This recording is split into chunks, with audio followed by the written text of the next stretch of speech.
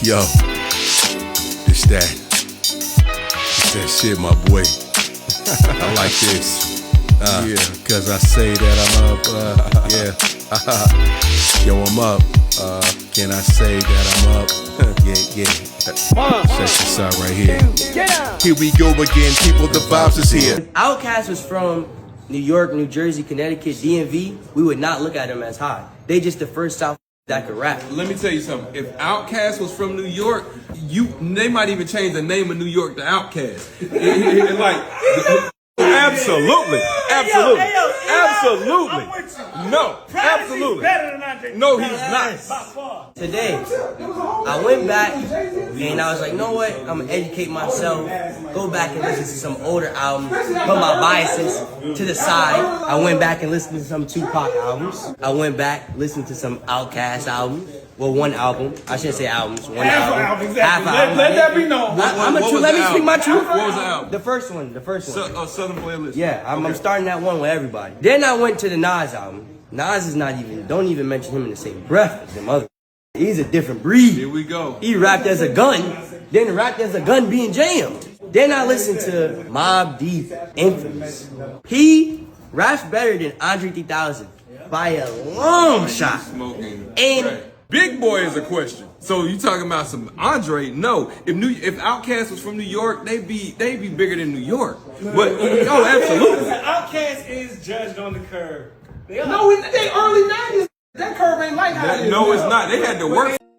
What's good, y'all? It's your boy Nighttime, man. You're locked in to Shoot the Breeze. This is where we talk hip-hop culture, relationships, a number of different things. No hot debates, no yelling, just real conversations over here. And if you rock with thoughtful breakdowns and classic debates, make sure you comment, like, and subscribe. I wanted to play that really short clip. I want to say it's from Living Hip Hop Daily podcast, their show, or Direct Media, one of the two. I know that those guys do a really great job over there talking about hip hop and hip hop culture. Have a great appreciation for what they do over there. They have some really great interviews as well. But you heard the young gentleman, the young man talking about him kind of diving into some catalogs, Pac's catalog, Nas, Outkast, their first project, and he was talking about Prodigy. It was a landslide as far as Prodigy over Andre 3000. I think he had the light-skinned dude who was sitting on the couch and was talking about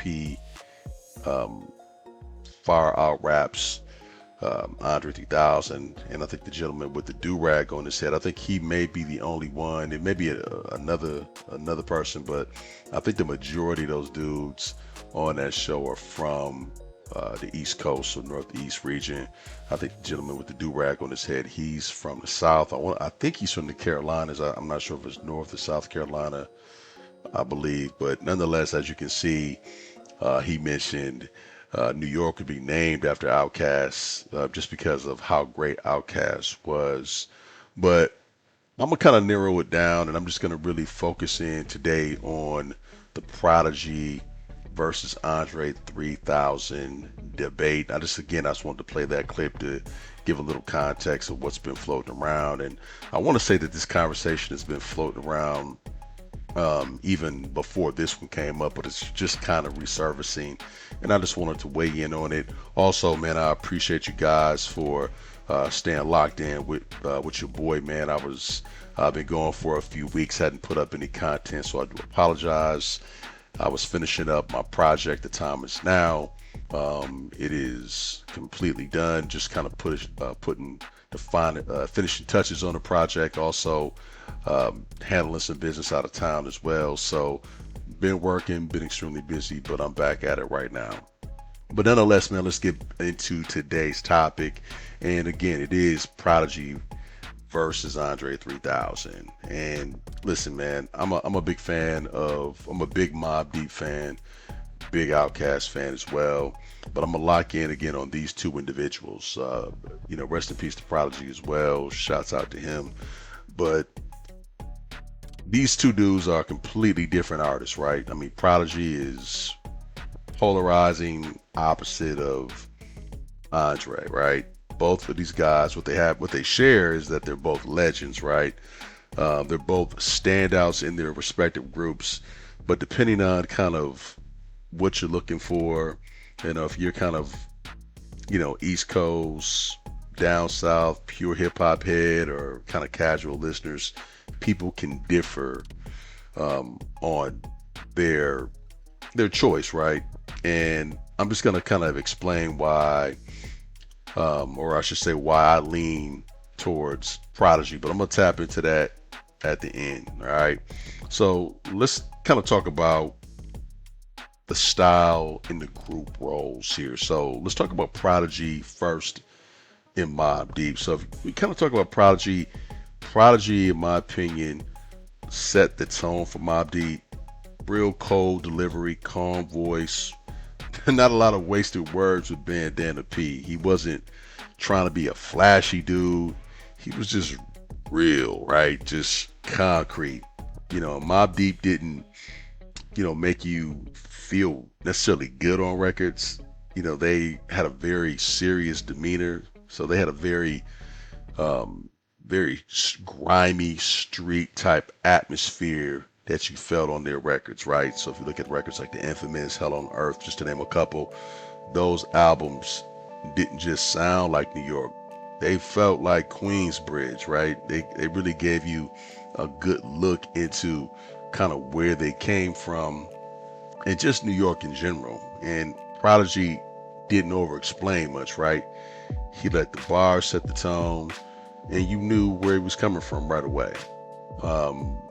You look at Shook Ones. I remember when Shook Ones first came out and that video popped on, blew my mind. I mean, Prodigy's bars, and he has so many quotables. But that's a whole nother story. Let's get into Andre over in Outkast. When you look at 3 Stacks, man, he was very creative, a creative wild card. Flow switching every verse, fashion, concepts, had a lot of energy. And Outkast really pushed Southern hip hop into the mainstream without sounding like everybody else. I mean, you heard the Southern twang, but they were just different, right? AT-Aliens, Aquemini, Stankonia, Southern Playalistic, obviously their first album. I mean, all these albums were classics. And also shouts to Outkast. They are in the Rock and Roll Hall of Fame. I mean, those dudes, they paid their dues, and they were just a great group, and arguably one of the greatest groups of all time, depending on your ear, right? And Andre expanded what an MC could be in my perspective, and I think that matters as well. But let's look at outside of the group, right? Let's look at Prodigy's solo career. And here's the thing, man. I want to just preface, obviously, when you look at 3 Stacks versus a Prodigy, 3 Stacks had that commercial wow about him. Prodigy, although wasn't super commercial, obviously you knew about him, but he wasn't super commercial, or didn't have obviously the commercial draw of an Andre, right? But if you're a hip hop purist, you know the game, you know who Bandana P was. So when you look at outside of the group, to me, that's where the conversation shifts for me. So Prodigy, in my personal opinion, he didn't just shine in the legendary group. Like, he was great in Mobb Deep, but he also stepped out of that and made solo albums. So, P did the HNIC, Return of the Mac, Albert Einstein, excuse me, and those weren't like side quests, right? Those were full bodies of work. Those were full projects that he stepped out on his own, and he did. And it stayed in the hip hop lane, and he was extremely consistent, and he stayed active, outside of just doing Mobb Deep projects, right? And to me, that counts. Now, we look at somebody like Andre 3000, who, again, who I like a lot. Dre doesn't have a solo hip hop album, right? The Love Below, it was creative, it was bold, it was super artistic, but let's just be real, man. That wasn't a rap album, okay? And then obviously we know Andre right now is, playing the flute. He's in a very peaceful space. He has based on what I'm seeing, has no interest in getting back into hip hop. He's done with it. I think he mentioned anxiety and things of that nature, and I think he's stepped far away from that realm. Who knows? Maybe it could happen, but based on what I've seen in his interviews and his, conversations around hip hop, he has no interest in stepping back into that arena. Nonetheless, I digress. But Andre, when you talk about features, he dominated on his features. When you look at International Players Anthem on the UGK album, Andre did his thing. 16 on the Ross album, Life of the Party on Kanye's album, the Donda song, and then Everybody on that Farnsworth Bentley album. The one Kanye produced, that's a banger. And then when you just look at how Dre shined on those features, it made you want more. Like, you're like, man, I want an album, right? And he never did that. So it is what it is, right? So again, no debate that Andre shined on those features. Here's the divide for me, and this is why the debate splits. So a lot of East Coast faithfuls and pure hip hop enthusiasts, they're going to lean towards P. They like Prodigy. And then when you talk about a lot of down south listeners, and I would even argue outside of the South. I'm from the Midwest. A lot of cats in the Midwest love Outkast. They love Andre. So I would even say Andre outside of even just the South, and even maybe some parts of the East Coast, but for sure I can speak for the Midwest. Outkast was loved.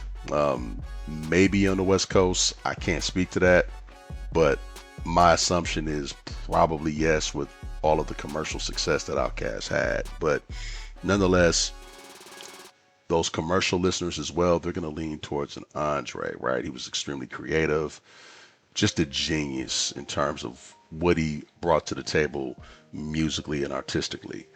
Andre had the higher ceiling, I think, artistically. I think Andre had bigger moments, and then he had the legendary verses. Prodigy had the group classics as well, but Prodigy had the solo albums, and then also Prodigy had longevity and he had consistency. Andre gave you moments. To me, Prodigy gave you resumes. So this is kind of my final take on this, and could be controversial, but I'm gonna say what I'm gonna say, and it is what it is. I like Andre a lot, as I've kind of spoken here. I really do. Dope. He was dope as hell, and I respect his talent, his creativity, the impact that he had on the game. But Andre, in my personal opinion, gets more grace damn near than any other rapper in history for not making a solo rap album. He gets a lot of grace. Okay, you've got people putting Dre in the top 5, some top 10 of all time, and to me, I just think that shit is crazy. He's not top 5. He's not top 10. He's not top 15. I would definitely say top 20 for sure. Bottom tier of that, but he's not in the top 5 or top 10, or top 15. Arguably top 15, depending on, there's a case to be made because of how dynamic he was in the group and his features. But for me, I would say for sure not top 5, for sure not top 10 in my opinion. And again, that's not any disrespect. I just think that take is crazy in my opinion. And hip hop has always been about bodies of work not just moments, okay? Andre has, again, legendary verses, legendary features.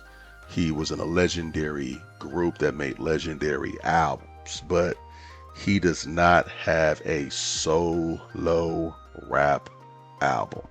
If Andre, in my opinion, would have just did one true solo hip hop album, not an experiment, not a genre flip, but just one full rap album, in my opinion, I could for sure see me personally putting him in my top 15, possibly top 10, but for sure top 15 with ease.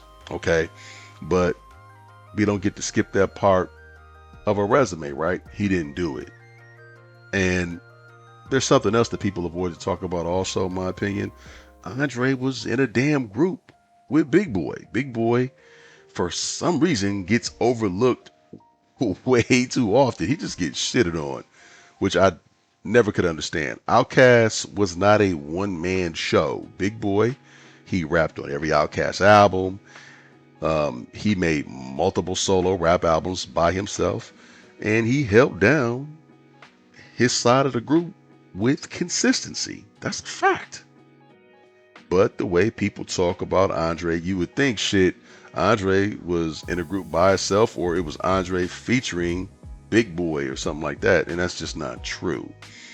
Meanwhile, when you look at somebody like Prodigy, he was like Andre, he was a standout in this group, but he made classic group albums, and he made multiple solo rap albums, hip hop albums. So again, that's not hate towards Dre. I'm just really giving the facts based on kind of my take and how I see it. All right. So hip hop debates, in my personal opinion, shouldn't be based upon vibes and nostalgia alone. It should be based upon what was actually put out on wax. And again, Andre is incredible, or was incredible, but the grace people give him for skipping a solo project, I don't get that one. And I've never seen, again, that really extended to anyone else. Maybe Lauryn Hill. Lauryn Hill was a standout in the Fugees. She was an incredible MC, and she did her album, which is an amazing album. So maybe that may be the closest thing in terms of a lot of grace given to an artist. So maybe Lauryn Hill, but I digress again. But again, like I said, the grace that people give Dre for not doing a solo project, I'm always perplexed about that. And that's why I lean towards Prodigy, in my personal opinion. Now, I know the comments are going to come for me, but is hip hop about potential with moments, or is it about work in the catalog that you put out? All right. Y'all talk to me. Let me know what you got to say in the comments. On that note, man, I'm out. Y'all be easy. But I said what I said. I'm going with that boy. He doubled. Y'all be easy. This is nighttime for Shooting the Breeze. The words that I speak is power, vivid as cameras, aggression and ambition upload piles of stamina. The panorama's what I'm seeing up top, because the bottom it was covered with slop plus confrontational ops. The road ahead is possibilities, finesse your progress, the hit goes for memories. The tendency is stagnation, limited sensation, a lock is on, another combination. Obligation, what you facing, but you be rarely chasing. Not even moving at a turtle's pacing, it's so problematic. The mental fog and the brain static, the able body jam is kinda tragic. Now you fighting over Popeyes, dry skin looking cockeyed. Decisions that you make is rolling snake eyes. Can't even get a job at Five Guys. I guess I can't be surprised, procrastination is the thief of your time.